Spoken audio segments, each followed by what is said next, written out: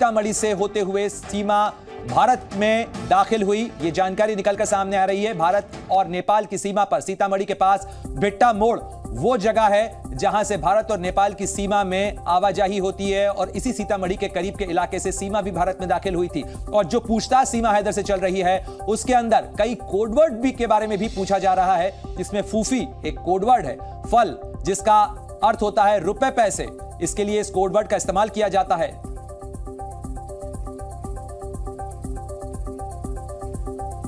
और आपको बताते हैं कि सीमा से किस तरीके से कोडवर्ड के बारे में भी पूछताछ हो रही है। ये दो महत्वपूर्ण कोडवर्ड हैं। पहला कोडवर्ड है फूफी।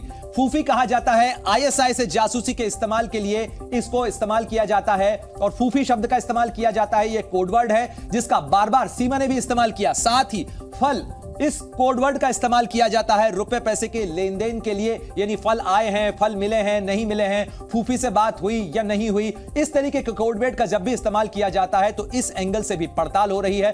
और जो कुछ भी सवाल जवाब किए जा रहे हैं सीमा हैदर से, उसके अंदर ये तमाम जानकारियां निकलकर सामने आ रही हैं। और अब आपको ये बता दें कि 17 जुलाई को 6 घंटे की पूछताछ हुई थी, 18 जुलाई को 10 घंटे की पूछताछ हुई थी, यानी सीमा हैदर से अब तक 16 घंटे की पूछताछ हो चुकी है। और इन 16 घंटे के अंदर सीमा हैदर ने कई राज उगले हैं। इस राज के अंदर ये बातें सामने आई हैं कि सीमा हैदर का भाई और चाचा दोनों पाकिस्तान की फौज में हैं, यानी पाकिस्तानी सेना के साथ कनेक्शन के अंदर ये तमाम बातें सामने आ रही हैं सीमा हैदर के पाकिस्तानी सेना कनेक्शन को लेकर।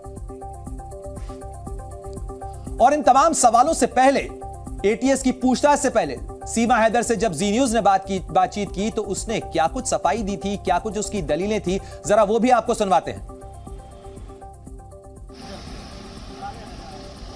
साल में 2014 में और पापा के कारण हुई थी, कोई धूमधाम से नहीं हुई, बस कोर्ट के कुछ कागजों में साइन करवाया गया था मुझसे, क्योंकि कहीं मैं किसी को पसंद करती थी गांव में तो पसंद करना क्राइम माना जाता था, तो इसलिए मेरी इनसे शादी हो गई सिंपल सी। तो इनके साथ मैं रहती थी तो हमारा ज़्यादा मतलब नहीं था, क्योंकि बच्चों के कारण फिर भी मेरे पापा मुझे वापस नहीं आने देते थे। मेरा तो पूरा विश्वास था और मेरा लव मैरिज था। इसने सोचा कि देहात में नहीं रहूंगा, शहर में इसको घर लेके दिया और उधर मेहनत मजदूरी किया। उसके बाद मैं सऊदी अरबिया आया सर। तो सुना आपने किस तरीके से सीमा हैदर अपनी क्या कहानी बयान कर रही है, लेकिन उससे उलट बहुत सी जानकारियां एटीएस की पूछताछ में सामने आ रही है। सीधे आपको लिए चलते हैं, मेरे सहयोगी विशाल रघुवंशी हमारे साथ जुड़ गए हैं। विशाल, कई राज उगल रही है सीमा, अब वो तमाम कनेक्शन, वो तमाम लोकेशन अब एटीएस के रडार पर हैं जिसका सीमा से कनेक्शन है। क्या कुछ नई जानकारियां निकलकर सामने आ रही हैं और खासतौर पर भारत में एंट्री को लेकर जो सीतामढ़ी का रास्ता है उसको लेकर क्या जानकारी? देखिए, बिल्कुल एक बड़ी जानकारी सामने आ रही है कि बिहार के सीतामढ़ी से सीमा ने एंट्री की थी भारत में। चूंकि अभी तक ये लगातार कहा जा रहा था कि किस लोकेशन से जो है भारत में आई है, क्योंकि 1850 किलोमीटर का जो पूरा जो रेंज है, उस रेंज में किस रेंज से जो है वो अंदर भारत में एंट्री की है, नेपाल में कहाँ से जो है वो भारत की तरफ आती है और उसको रोका नहीं जाता है। तो ये तमाम जो चीज़ें हैं इनका जवाब फिलहाल जो है जाँच एजेंसियों को मिल गया है। जो जानकारी आ रही है उसके अनुसार बिहार के सीतामढ़ी से उसने भारत में एंट्री की थी और बिहार में आते हुए वो सीधे जो है यहाँ पहुँच गई थी सचिन के पास। अब उसकी मदद किसने की थी और इंडो नेपाल जो बॉर्डर है वहाँ पर इसको पास कराने के लिए क्या किसी ने इससे पैसे लिए थे या कोई ऐसा मददगार था जो लगातार जो है सीमा को प्रोटेक्ट कर रहा था, सीमा को जो है भारत में लाने की तैयारी कर रहा था और उसी ने उसको बॉर्डर पार कराया। तो ये तमाम ऐसी चीज़ें हैं जो अब फिलहाल जो है धीरे धीरे डिकोड होती नजर आ रही हैं, क्योंकि सीमा से जब लगातार पूछताछ की जा रही है तो कई ऐसे सवाल है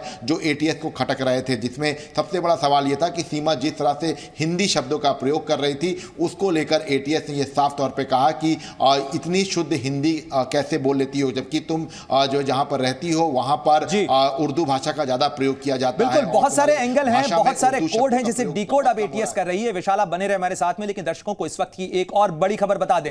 सीमा हैदर के पास से 8 मई को ही फोन का बिल मिला है और 8 मई को ही सीमा का पासपोर्ट भी जारी हुआ है और 10 मई को उसने पाकिस्तान छोड़ दिया। यानी आप देखिए कनेक्शन, पूरी टाइमलाइन देखिए कि 8 मई को सीमा हैदर को नया पासपोर्ट मिलता है और उसके साथ ही वो एक नया फोन खरीदती है और इस नए फोन और इस नए पासपोर्ट के साथ 10 मई को वो पाकिस्तान छोड़ देती है। भारत आने से पहले सीमा ने 70,000 पाकिस्तानी रुपए में एक मोबाइल फोन खरीदा। छोटा मोटा नहीं, महंगा मोबाइल फोन सीमा हैदर खरीदती है और पूछताछ के दौरान सीमा ने यूपीएटीएस को मोबाइल खरीदने की जानकारी दी है।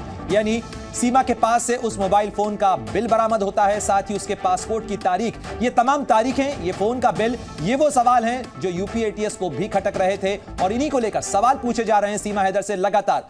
विशाल, जिस तरीके से सीमा हैदर से लगातार सवाल